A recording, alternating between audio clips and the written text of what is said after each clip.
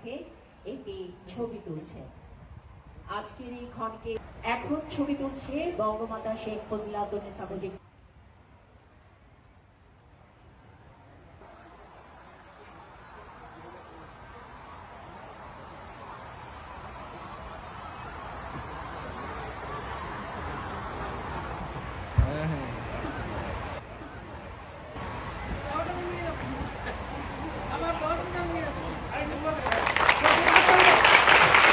সম্মানিত সুধী মণ্ডলী, আপনারা দেখতে পেয়েছেন আজকের অনুষ্ঠানের ক্ষুদে শিক্ষার্থীবৃন্দের সাথে এই ক্ষণটি স্মরণীয় করে রেখেছেন আমাদের আজকের অনুষ্ঠানের প্রধান